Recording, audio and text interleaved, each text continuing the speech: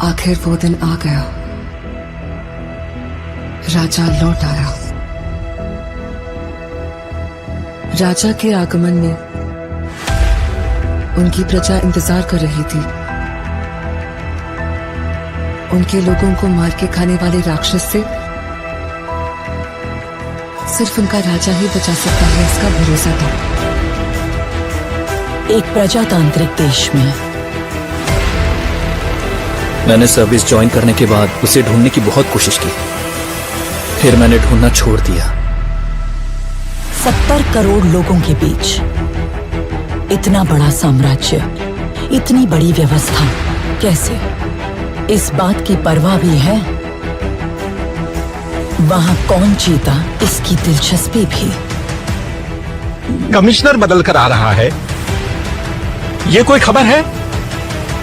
Sir, खबर post देखकर नहीं बनती, उस पोस्ट पर जो पर्सन आ रहा है उसे देखकर बनती है। एक माफिया साम्राज्य का राजा हो गया। उसकी अमानवीयता को नियंत्रित करने के लिए कोई अंकुश नहीं था। ये सरकार को अच्छे से पता था।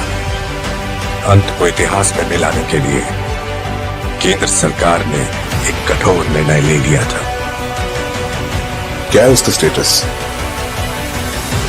Notorious assassin, now retired. Retired? वो क्या है? उस बारे में तो कुछ लिखा नहीं। अब क्या करें सर? उससे तो मैं निशाने पे रख के मारूंगा। तेरा काम खलास। जिन लोगों ने उसका हाथ पकड़ा, उसने आखिर तक उनका हाथ नहीं छोड़ा। उसके वजूद को वो लोग आखिरी सांस तक नहीं छोड़ेंगे।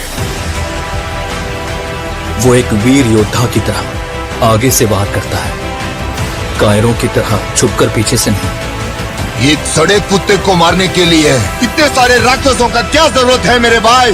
वो कुत्ता नहीं, शेर है। तो फिर उस शेर को हम कुत्ते की मौत मारेंगे। आप सिर्फ एक इशारा कर दो। हर एक जंग की वजह स्वार्थ होता है और उसका अंत इतिहास।